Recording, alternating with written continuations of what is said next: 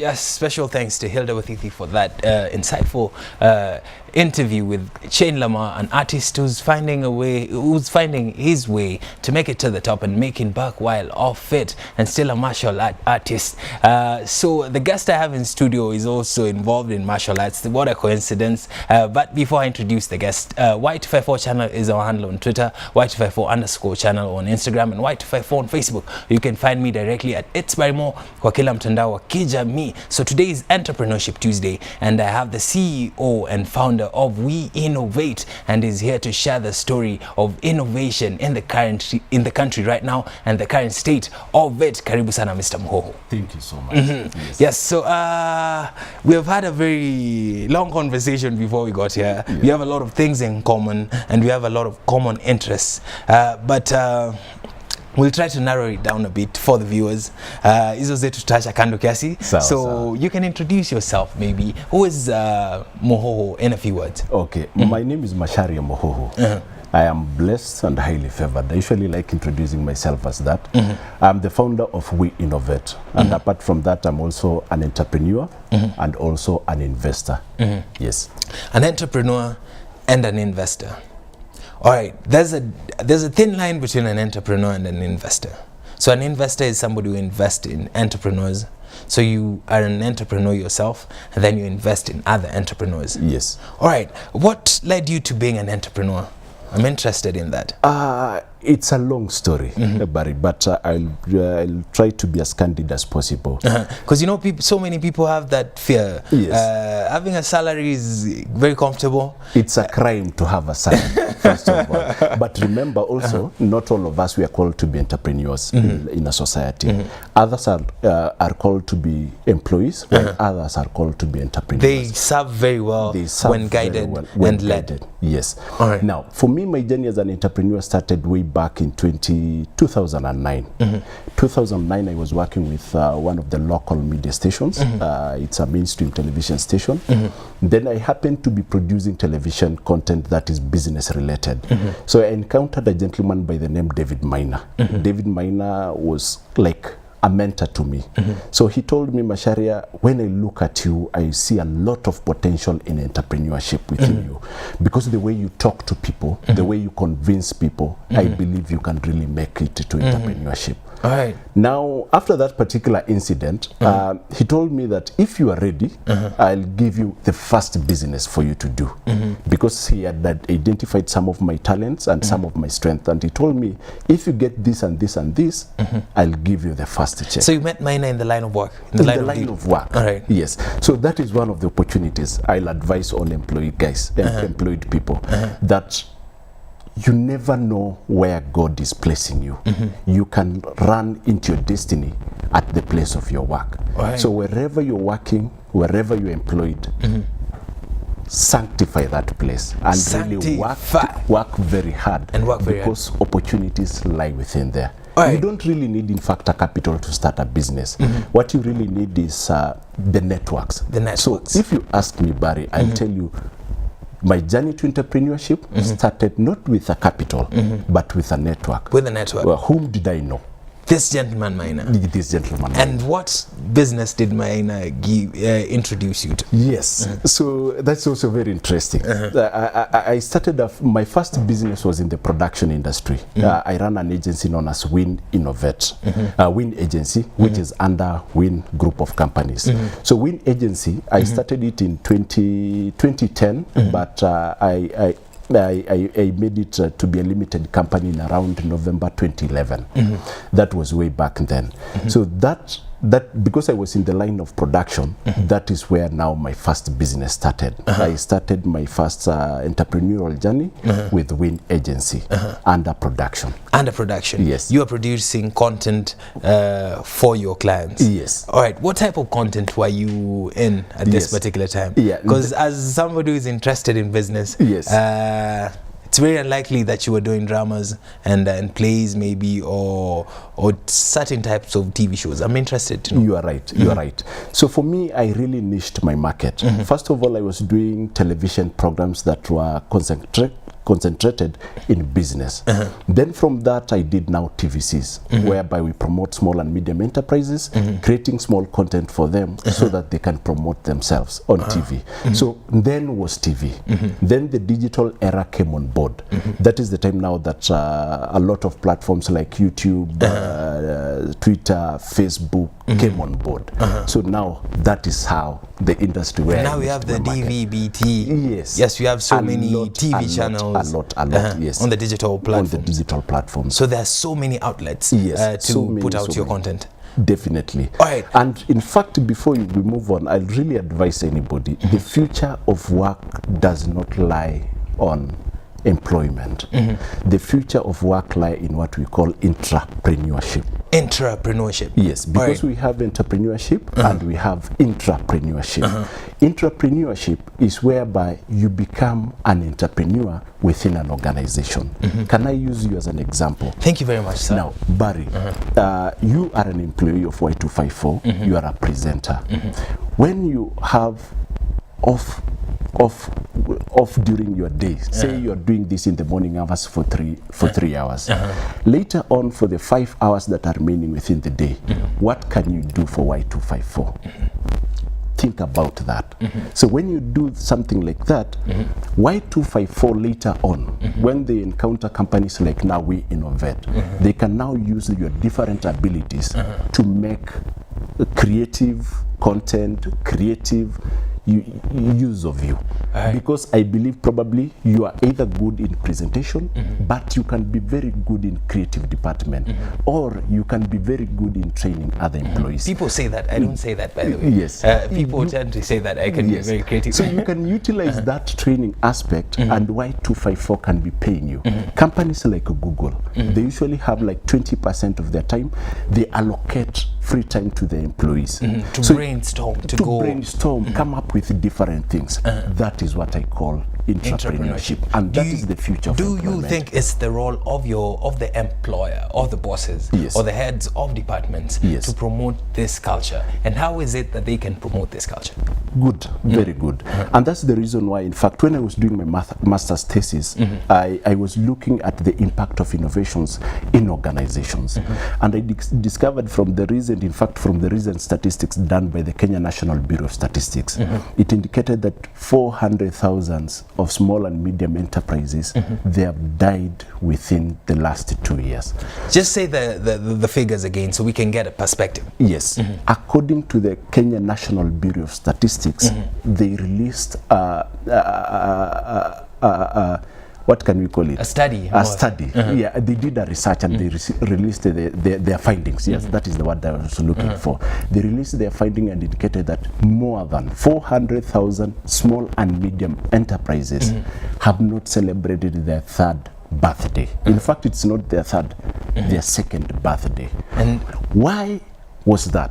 So whenever I was doing a lot of my research, when I was doing my master's thesis, I discovered that majority of these companies did not innovate within them. And one of the things that they did not innovate is how do they work with their employees.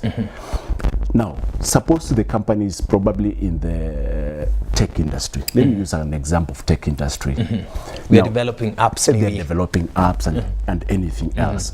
During their free time, because they are concentrating on one area, during their free times, these employees were not working. They were just focusing on the app development. Suppose, and I say suppose, they came up with, say, a format of now encouraging these employees to think outside the box.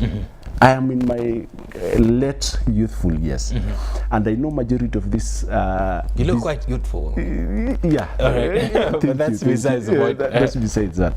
Barry, majority of the companies currently are employing what we usually term as millennials.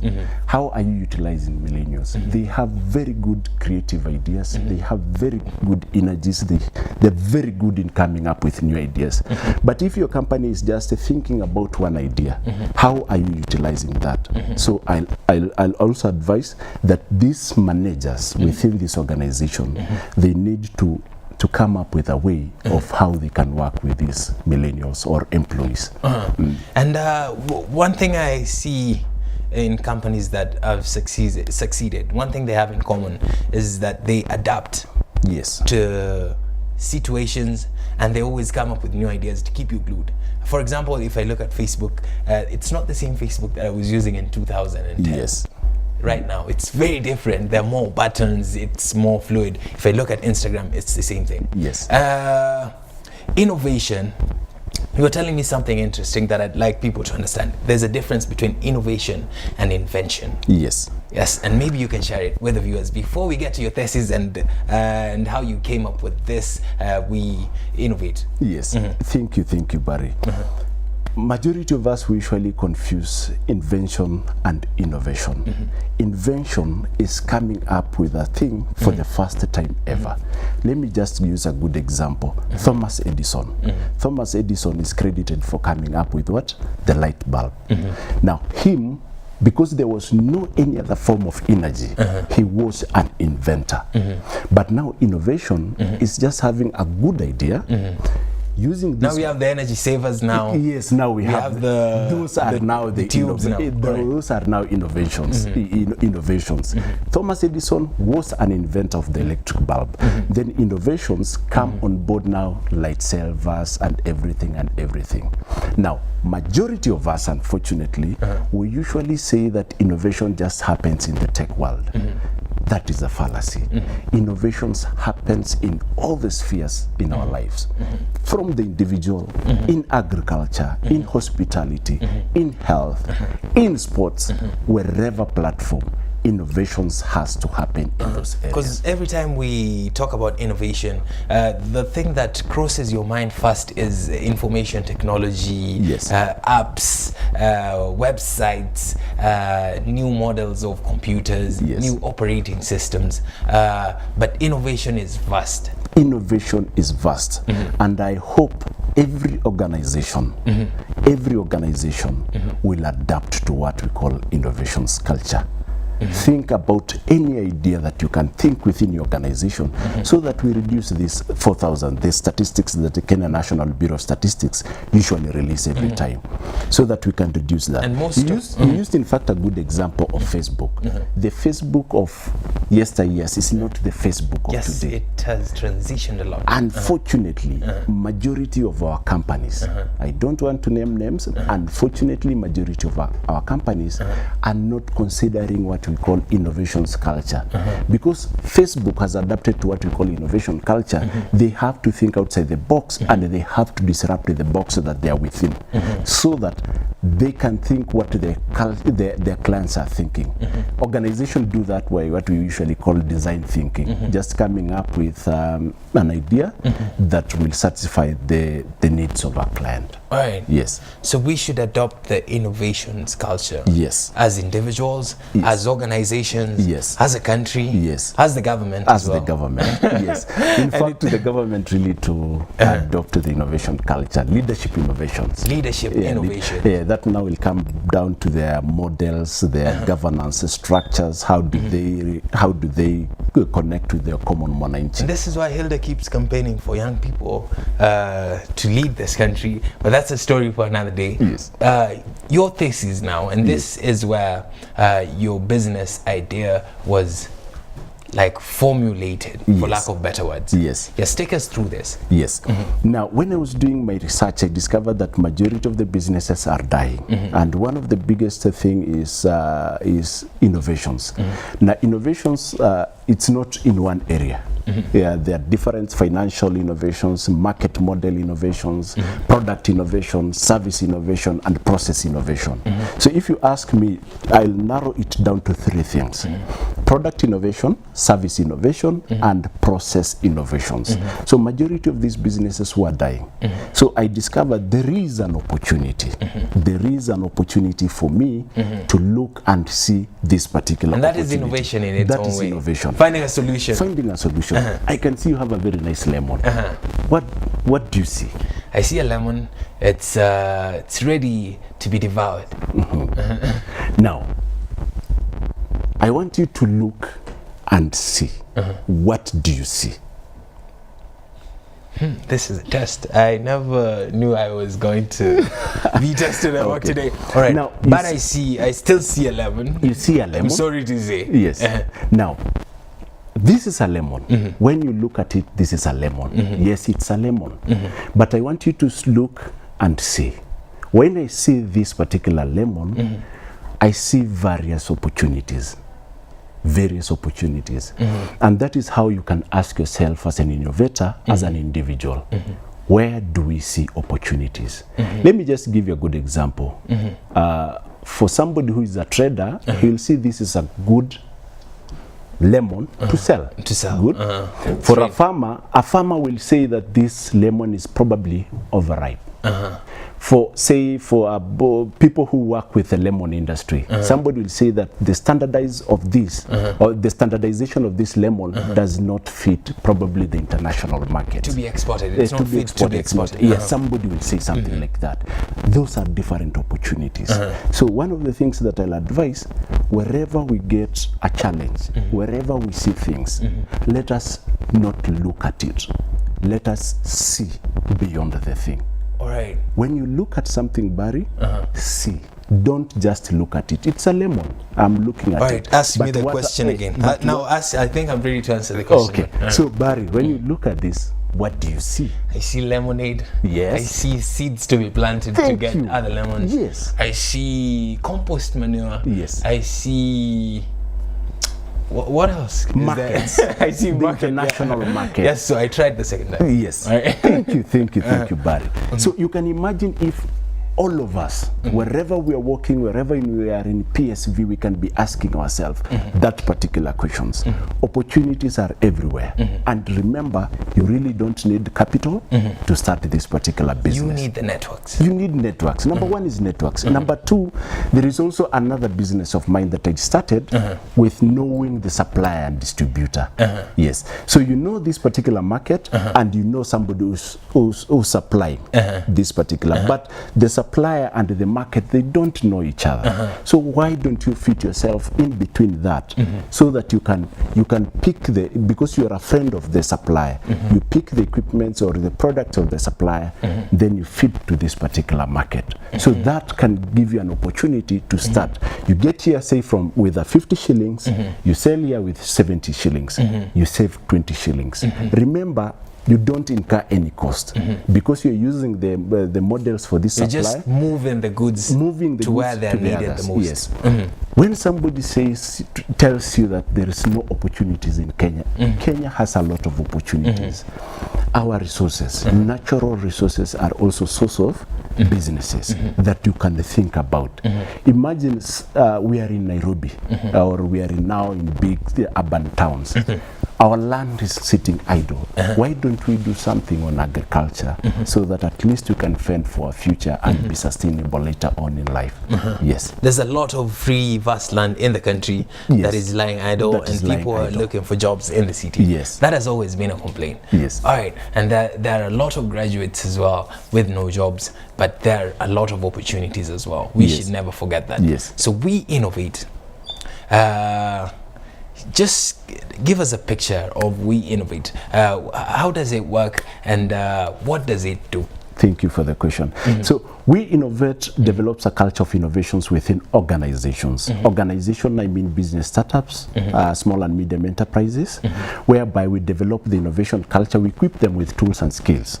When I say we equip them with tools and skills, it means that we do the trainings and we give them tools that will help them identify their innovations index. And the reason why we do this is so that they can become relevant, profitable, and also dominate the markets that they're in. So that I remember one of the companies that I can give a good example. One of the companies that I'm currently working with, they have been in existence for the last 11 years, 7 months. They have reached their pinnacle. So they are wondering, how can we break even in the next 5 years? How can we be sustainable for the next 5 years? How can we compete with our competitors?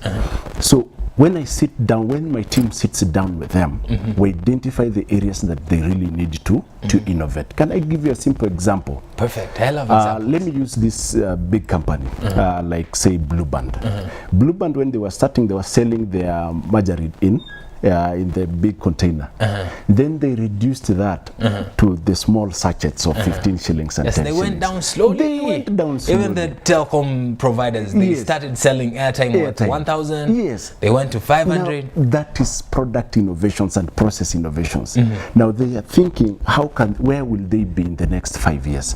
Something like that. If you consider something like that, Barry, you will really break even. So for this company that YInnovate is working with, we are seeing how can they be sustainable in the next 5 years. All right, you can mention but a few companies that you work with. Yes. Since you're here as YInnovate and you work with them, we can get to know them. Number one is African Mixed Martial Arts. That is a company that I'll talk about it later on, because that's a mixed martial arts company that we started, and we are in the process of selling it to a foreign company.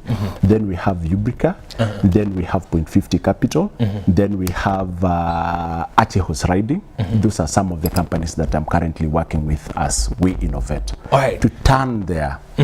From our conversation, I get that you don't shy off from selling your startups that have grown to a certain level. Yes. And when we hear stories of, say, the person who came up with YouTube and sold it at this particular amount, now it's worth this amount. Yes. The person who came up with this money transfer that you know about that story. Yes. And this person is crying somewhere right now. Yes.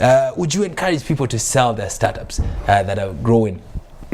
Without maintaining at least some few shares in the company? What I'll advise, there are people who we call them serious risk takers. And one of the things that I'll really say is that if you want to sell your company. Okay, now let me talk as an investor, how I usually invest in these small and medium enterprises or business startups. Majority of these startups that I've invested on are from networks, because somebody had that Macharia Muhoho is currently doing this, so they approached me. I remember one of the companies that approached me, they had been given a tender to supply to the mainstream supermarkets here in Kenya, but they did not have the capacity to produce their products to stock to that particular supermarket. So they called me. We had a sit down with them, and I discovered, okay, I'm passionate about this entrepreneur. Remember, it's not the business. The entrepreneur is passionate about the enterprise. Then two, I look at the potential of the enterprise for the next 10 years, 5 years. And of course, with now the blockchain models, how can the business fit within the blockchain types of model?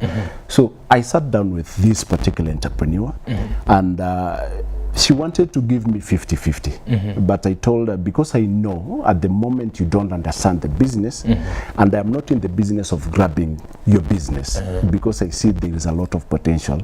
Yes, I'll pump in some money, but at the same time, I'll take a few shares from your business.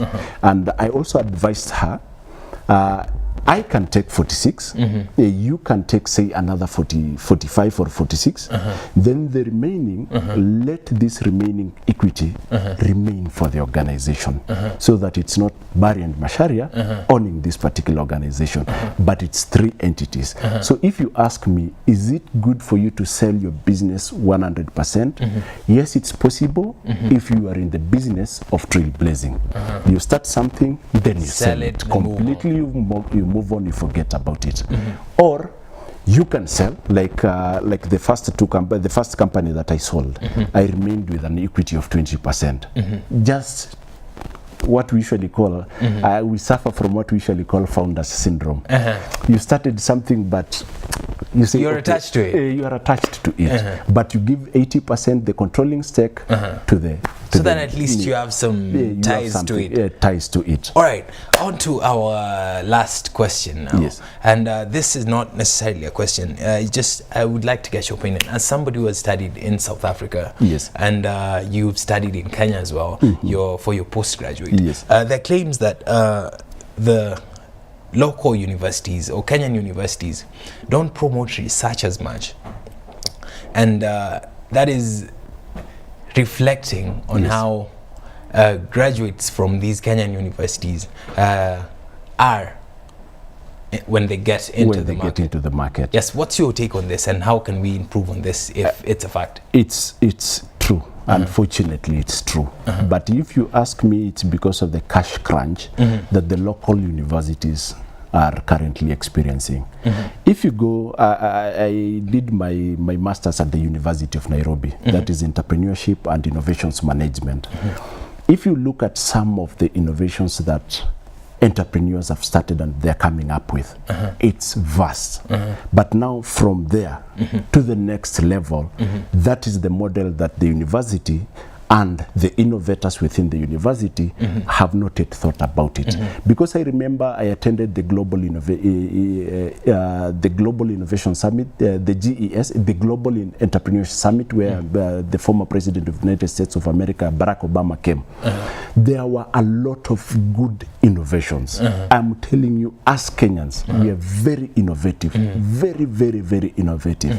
I think we are ranked number 4. Number 4, yes. The only thing is we are lacking a platform to showcase these innovations of ours. Okay, we have government organization like we call it something like they deal with innovations. I forgot. Nico. Okay, I remember. It's a government organization. It's a government organization. Which ministry, maybe? Ministry of Trade and Industrialization. Then we have also Kirdi. They promote a lot of incubations for business startups and small and medium enterprises. Okay, the name will just come and I'll remember. But I know the name starts with N. Whoever is watching this, kindly shout the name. Last one. This is the last one. We had a dream of building a Silicon Valley somewhere from scratch in this country. Yes. Do you think the dream is viable? The dream is very, very viable. Is it a physical place? Do we need a physical place to call this our tech hub? Or we just invest in the minds of Kenyans wherever they are? First and foremost, I believe we really need to invest in the minds of Kenyans. For them to have these innovations capabilities, to think outside the box. Then we can now come up with the structure so that like a hub. I know Konza is a hub. Konza City will be a hub for entrepreneurs and everything. Come up with that particular city so that wherever individuals are seated there, they can just think about innovations. But if you ask me, but I know time is really running out. If you ask me, is it viable at the moment for the next 5 years? For the next 5 years, we can do this. We can do this. Your social media handles and how they can get contact We Innovate for more information on We Innovate. Yes. Our website is YInTheMorning.io.